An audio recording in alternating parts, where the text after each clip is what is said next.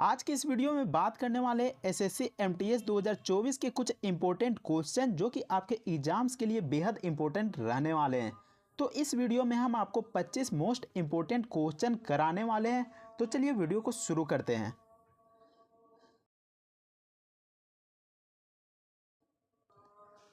तो पहला सवाल में पूछा गया कि भूकंपीय तरंगों को किस उपकरण द्वारा रिकॉर्ड किया जाता है। तो इसका सही जवाब हो जाएगा भूकंपीय तरंगों को रिकॉर्ड करने के लिए सिस्मोग्राफ का यूज किया जाता है। अगले क्वेश्चन में पूछा गया कि हाल ही में केंद्र सरकार ने पीएम ई ड्राइव योजना के लिए कितने बजट की मंजूरी दी है। तो इसका सही जवाब हो जाएगा 10,900 करोड़ रुपए। नेक्स्ट सवाल में पूछा गया कि राज्यसभा में उत्तर प्रदेश की कितनी सीटें हैं। तो राज्यसभा में उत्तर प्रदेश की जो सीटें हैं वो है 31। अगले क्वेश्चन में पूछा गया कि हाल ही में दिवंगत सीताराम येचुरी का संबंध किस पार्टी से है। तो सीताराम येचुरी का संबंध है सीपीआईएम पार्टी से। अगले क्वेश्चन में पूछा गया कि निम्नलिखित में कौन भारत की प्रथम महिला शासिका थी। तो इसका जवाब हो जाएगा रजिया सुल्तान, जो कि भारत की प्रथम महिला शासिका के रूप में उभर कर आती है। अगले क्वेश्चन में पूछा गया है कि वर्ष 2024 का क्वाड लीडर्स समिट कहां आयोजित होगा। तो यह आयोजित होगा विलमिंगटन में। अगले सवाल में पूछा गया है कि खानवा का युद्ध किस वर्ष में लड़ा गया था। तो जो खानवा का युद्ध था वह 1527 ईस्वी में लड़ा गया था। नेक्स्ट क्वेश्चन में पूछा गया कि हाल ही में संयुक्त राष्ट्र की 79वीं महासभा में पहली बार किसे सदस्य देशों में शामिल किया गया है। तो इसका सही जवाब हो जाएगा फिलिस्तीन को। नेक्स्ट क्वेश्चन में पूछा गया है कि खिलजी वंश के ठीक बाद किस वंश ने दिल्ली पर शासन किया था। तो खिलजी वंश के बाद तुगलक वंश ने दिल्ली पर शासन किया था। अगले क्वेश्चन में पूछा गया कि हाल ही में मतदाताओं को सभी स्तरों पर न्यायाधीशों के चुनाव की अनुमति देने वाला दुनिया का पहला देश कौन सा था। तो इसका जवाब हो जाएगा मेक्सिको। नेक्स्ट क्वेश्चन में पूछा गया कि बोडो, डोगरी और मैथिली और संथाली भाषाओं को किस वर्ष भारत के संविधान के 8वीं अनुसूची में जोड़ा गया। तो इसका जवाब हो जाएगा 2003 में जोड़ा गया था। अगले क्वेश्चन में पूछा गया कि प्रतिवर्ष पूरे भारत में राष्ट्रीय हिंदी दिवस कब मनाया जाता है। तो 14 सितंबर को प्रतिवर्ष राष्ट्रीय हिंदी दिवस के रूप में मनाया जाता आ रहा है। नेक्स्ट क्वेश्चन में पूछा गया कि चंपारण सत्याग्रह भारत के निम्नलिखित में से किस राज्य में हुआ था। तो जो चंपारण सत्याग्रह आंदोलन हुआ था वह बिहार राज्य में किया गया था। नेक्स्ट क्वेश्चन में पूछा गया कि हाल ही में केंद्र सरकार ने मिशन मौसम के लिए कितने बजट की मंजूरी दी है। तो केंद्र सरकार ने मिशन मौसम के लिए 2000 करोड़ रुपए की बजट पेश की है।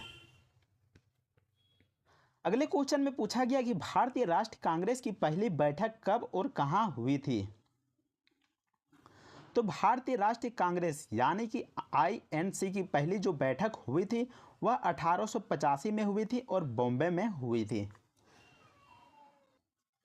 अगले क्वेश्चन में पूछा है कि हाल ही में भारत सरकार ने किसका नाम बदलकर श्री विजयपुरम किया है। तो जो पोर्ट ब्लेयर था उसका नाम बदलकर श्री विजयपुरम कर दिया गया है।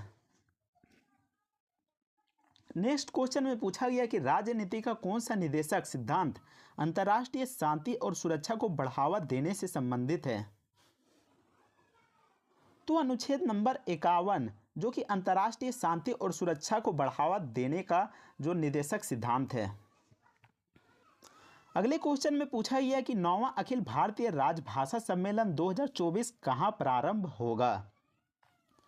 तो यह नई दिल्ली में प्रारंभ होगा। अगले क्वेश्चन में पूछा गया कि समुद्रगुप्त का दरबारी कवि कौन था। तो समुद्रगुप्त का दरबारी कवि हरिसेन था।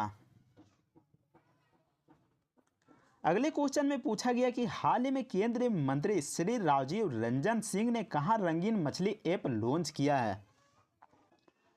तो जो रंगीन मछली ऐप लॉन्च किया गया है वह उड़ीसा में लॉन्च किया गया है। अगले क्वेश्चन में पूछा गया कि जब उच्च स्तर से बहने वाली धाराएं निम्न ढाल वाले मैदानों में टूटती है तो किस प्रकार के निक्षेपण भूमि रूपों का निर्माण होता है। तो इसका जवाब हो जाएगा जलोढ़ पंखे। नेक्स्ट क्वेश्चन में पूछा गया कि शेषाचलम बायोस्फीयर रिजर्व भारत के किस राज्य में स्थित है। तो जो शेषाचलम बायोस्फीयर रिजर्व है वह भारत के आंध्र प्रदेश राज्य में स्थित है। अगले क्वेश्चन में पूछा गया कि निम्न में कौन सी एशिया की सबसे बड़ी घाटी है। तो एशिया की सबसे बड़ी घाटी है वह है डांग घाटी। नेक्स्ट सवाल में पूछा गया कि वरुण नौसेना अभ्यास भारत और किस देश के बीच संपन्न हुआ था। तो यह फ्रांस और भारत के बीच संपन्न हुआ था। अगले क्वेश्चन में पूछा गया कि प्रसिद्ध संगीतकार उस्ताद सुल्तान खान किस वाद्ययंत्र से संबंधित थे। तो उस्ताद सुल्तान खान सारंगी वाद्ययंत्र से संबंधित थे। पहला सवाल में पूछा गया कि माइक्रोचिप बनाने के लिए किस धातु का प्रयोग किया जाता है। तो माइक्रोचिप बनाने के लिए सिलिकॉन धातु का प्रयोग किया जाता है। पूछा जाता है कि आखिर सिलिकॉन किस धातु के अंतर्गत आता है।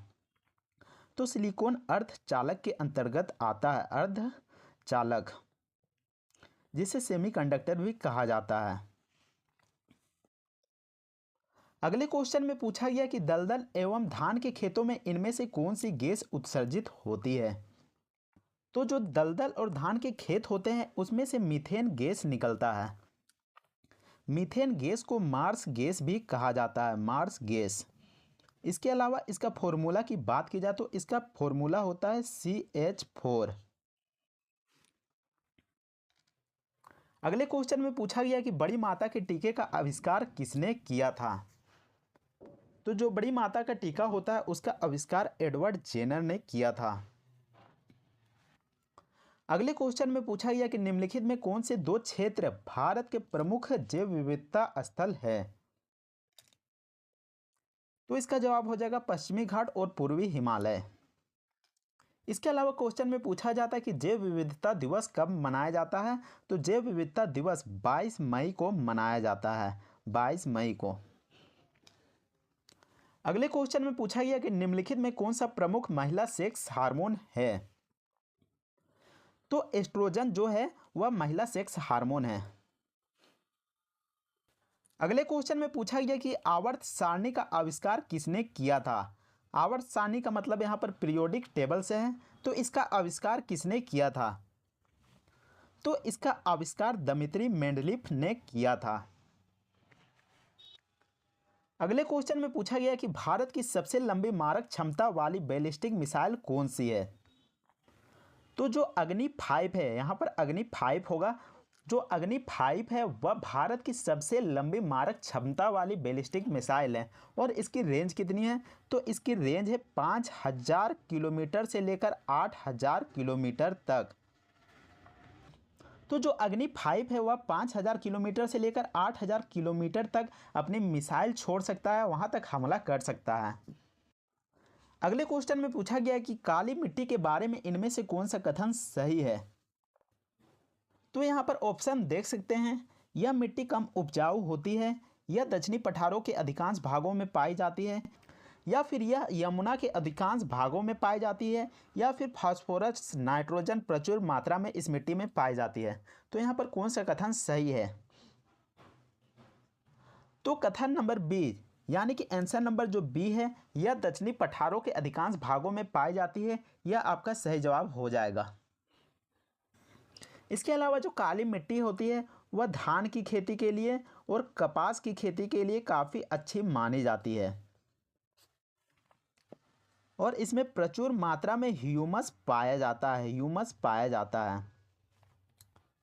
अगले क्वेश्चन में पूछा गया कि निम्नलिखित में कौन सा सेंट्रल प्रोसेसिंग यूनिट का एक घटक है। तो जो मेमोरी है वह सेंट्रल प्रोसेसिंग यूनिट का एक घटक है। इसके अलावा जो माउस मॉनिटर कीबोर्ड है वह एक्सटर्नल पार्ट है। नेक्स्ट क्वेश्चन में पूछा गया है कि निम्नलिखित में कौन सा पृथ्वी की सतह से प्रारंभ करते हुए वायुमंडलीय परतों की उपस्थिति के सही क्रम को दर्शाता है। तो यहाँ पर देख सकते हैं बहुत सारे ऑप्शन दिए गए हैं। तो जो पहला नंबर ऑप्शन है ए नंबर, वो आपका सही हो जाएगा। सबसे पहले क्षोभ मंडल आता है, उसके बाद समताप मंडल आता है, उसके बाद मध्य मंडल आता है, फिर आयन मंडल आता है, फिर बहिर्मंडल आता है। तो यह क्रम अनुसार यहाँ पर दर्शाया गया है। इसके अलावा क्वेश्चन में पूछा जाता है कि ओजोन परत कहाँ पर पाया जाता है। ओजोन परत कहाँ पर पाया जाता है? तो जो ओजोन परत पाया जाता है वह समताप मंडल में पाया जाता है। आप याद रखिएगा कि ओजोन परत समताप मंडल में पाया जाता है। नेक्स्ट क्वेश्चन में पूछा गया कि इनमें से किसने 1867 में भारत के प्रति व्यक्ति आय की गणना की और अपनी पुस्तक poverty and un British rule in India में प्रकाशित किया। तो इसका सही जवाब हो जाएगा दादा भाई नौरोजी ने। इसके अलावा दादा भाई नौरोजी को ग्रांड ओल्ड मैन भी कहा जाता है। Grand old man. अगर पूछा जाता है कि दादा भाई नौरोजी को क्या कहा जाता है तो ग्रांड ओल्ड मैन सही जवाब हो जाएगा। इसके अलावा जो 1867 में जो गणना हुई थी उसमें बता दो कि भारत की प्रति व्यक्ति आय मात्र 20 रुपये थी। 20 रुपये। इसके अलावा दादा भाई नौरोजी ने जो पुस्तक लिखी poverty and un British rule, उसमें क्या बताया गया था? तो उसमें बताया गया था कि भारत का धन किस प्रकार विदेशों में जा रहा है। अगले क्वेश्चन में पूछा गया कि अर्जुन पुरस्कार किस क्षेत्र में विशिष्ट योगदान के लिए प्रदान किया जाता है। तो जो अर्जुन पुरस्कार होता है वो खेल के क्षेत्र में दिया जाता है। और इसकी शुरुआत कब हुई थी? तो इसकी शुरुआत 1961 में हुई थी। नेक्स्ट क्वेश्चन में पूछा गया कि इनमें से कौन सा पुरस्कार भारत में खेलों और प्रतिस्पर्धाओं की कोचों को दिया जाता है। तो जो द्रोणाचार्य अवार्ड है वह भारत में खेलों और प्रतिस्पर्धाओं के कोचों को दिया जाता है, यानी कि शिक्षकों को जो ट्रेनिंग देते हैं उसको दिया जाता है। अगले क्वेश्चन में पूछा गया कि इनमें से कौन सा देश संयुक्त राष्ट्र सुरक्षा परिषद का अस्थायी सदस्य है। तो जो फ्रांस है वह संयुक्त राष्ट्र सुरक्षा परिषद का एक अस्थायी सदस्य है। तो आपको बता दूं कि संयुक्त राष्ट्र सुरक्षा परिषद में 10 अस्थायी सदस्य हैं और 5 ऐसे सदस्य हैं जो कि अस्थायी रूप से हैं। तो 5 कौन कौन से अस्थायी रूप से हैं? तो आपको इस तरीके से याद रखना है। रूस का फेस।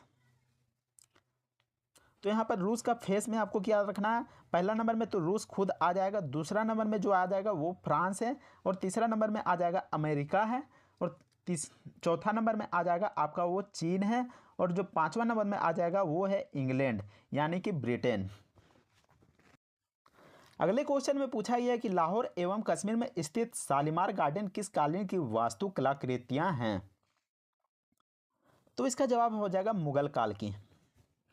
आपको बता दूं कि जो शालीमार गार्डन है उसका निर्माण जहांगीर ने कराया था। इसके अलावा मुगल वंश की स्थापना किसने की थी? तो मुगल वंश की स्थापना बाबर ने किया था। अगले क्वेश्चन में पूछा गया कि भारतीय संविधान का अनुच्छेद 368 किससे संबंधित है। तो भारतीय संविधान का जो अनुच्छेद 368 है वो संविधान संशोधन से संबंधित है। इसके अलावा संविधान संशोधन की जो प्रक्रिया है वह किस देश से लिया गया है? तो यह दक्षिण अफ्रीका से लिया गया है। अगर पूछा जाता है कि संविधान संशोधन की प्रक्रिया किस देश से लिया गया है तो इसका जवाब हो जाएगा दक्षिण अफ्रीका। इसके अलावा यह भी पूछा जाता है कि संविधान संशोधन पहली बार कब हुआ था? तो यह हुआ था 1951 ईस्वी में। अगर क्वेश्चन में पूछा जाता है कि संविधान संशोधन संविधान के किस भाग में है तो यह भाग 20 में है। अगले क्वेश्चन में पूछा गया कि भारतीय स्वतंत्रता द्वारा प्रदत्त इनमें से कौन सी विशेषता भारतीय न्यायपालिका से संबंधित है। तो यहाँ पर ऑप्शन दिए गए हैं। उच्च न्यायालयों के न्यायाधीश चुने जाते हैं, न्यायिक स्वतंत्रता, न्यायपालिका की सर्वोच्चता, प्रत्येक राज्य का अपना उच्च न्यायालय है। तो इसका सही जवाब हो जाएगा ऑप्शन नंबर बी, न्यायिक स्वतंत्रता। अगले क्वेश्चन में पूछा गया कि अकबर द्वारा निर्मित पंचमहल कहाँ पर स्थित है। तो अकबर ने जो पंचमहल बनाया था वह फतेहपुर सीकरी में स्थित है। इसके अलावा जो फतेहपुर सीकरी है उसकी स्थापना कब की गई थी। तो इसकी स्थापना 1571 में की गई थी और 1572 में फतेहपुर सीकरी को राजधानी बनाया गया था।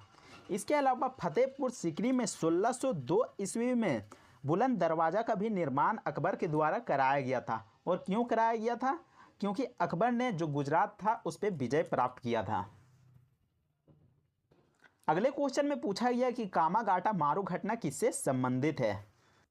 तो जो कामागाटा मारू घटना है वह भारतीय स्वतंत्रता संग्राम से संबंधित है। और यह भारतीय स्वतंत्रता संग्राम से कैसे संबंधित है? तो बात है 1914 की, जब कनाडा से भारतीय जवान जहाज की मदद से आ रहे होते हैं। कहाँ आ रहे होते हैं? कलकत्ता में। और वे कलकत्ता में जाके रुकते हैं। तभी अंग्रेजों को पता चल जाता है कि भारतीय जवान उस शिप में हैं और अंग्रेज वहाँ पर गोलियाँ चला देते हैं। उसी को कामागाटा मारू घटना के नाम से जाना जाता है। अगले क्वेश्चन में पूछा गया कि इनमें से कौन सी समिति भारत में कर सुधारों से संबंधित है। तो इसका जवाब हो जाएगा राजा चलैया समिति। अगले क्वेश्चन में पूछा गया कि निम्नलिखित में से किसके शासनकाल में बांग्लादेश का विभाजन हुआ था। तो लॉर्ड कर्जन के समय बांग्लादेश का विभाजन हुआ था। और विभाजन कब किया गया था? तो 16 अक्टूबर को विभाजन किया गया था, 16 अक्टूबर 1905 को। लेकिन प्रस्ताव कब पेश किया गया था? तो प्रस्ताव 19 जुलाई को पेश किया गया था, 19 जुलाई 1905 को। और जैसा ही 19 जुलाई 1905 को प्रस्ताव पेश हुआ कि बंगाल विभाजन होगा, तब भारत के लोगों ने 7 अगस्त 1905 को स्वदेशी आंदोलन शुरू कर दिया। तो याद रखिएगा कि स्वदेशी आंदोलन कब हुआ था। तो यह 7 अगस्त 1905 को हुआ था। नेक्स्ट क्वेश्चन में पूछा गया कि सरकार अनिवार्यतः कितनी फसलों के न्यूनतम समर्थन मूल्य यानी कि एमएसपी की घोषणा करती है। तो इसका जवाब हो जाएगा 22 फसलें। नेक्स्ट क्वेश्चन में पूछा गया कि वित्तीय आपातकाल संबंधित प्रावधानों का उल्लेख भारतीय संविधान के निम्नलिखित में से कौन से अनुच्छेद में है। तो जो वित्तीय आपातकाल संबंधी प्रावधान है वह अनुच्छेद नंबर 360 में है। और अगर क्वेश्चन में पूछा जाता है क्या वित्तीय आपातकाल कभी भारत में लगा है या फिर नहीं, तो यह अभी तक नहीं लगा है। अगले क्वेश्चन में पूछा गया है कि महात्मा गांधी द्वारा नमक सत्याग्रह किस वर्ष में शुरू किया गया था। तो यह शुरू किया गया था 1930 में। अगर डेट भी पूछा जाता है तो आपका डेट हो जाएगा 12 मार्च 1930। अगले क्वेश्चन में पूछा गया कि इनमें से कौन सी पर्वत श्रृंखला स्विट्जरलैंड में स्थित है। तो जो आल्प्स पर्वत श्रेणी है वह स्विट्जरलैंड में स्थित है। अंतिम क्वेश्चन में आपको कमेंट सेक्शन में जवाब देना है। तो क्वेश्चन इस प्रकार है, मोरक्को का प्रसिद्ध यात्री इब्न बतूता किस काल में भारत आया था। तो यहाँ पर ऑप्शन दिए गए हैं दिल्ली सल्तनत, चंद्रगुप्त मौर्य के काल में, ब्रिटिश काल में या फिर मुगल काल में। तो आप हमें कमेंट करके जरूर बताइएगा कि आखिर इब्न बतूता किस काल में भारत आया था। इसके अलावा अगर वीडियो पसंद आता है तो वीडियो को लाइक जरूर कीजिएगा, चैनल को सब्सक्राइब भी कीजिएगा। तो मिलते हैं नेक्स्ट वीडियो में, तब तक के लिए जय हिंद, वंदे मातरम।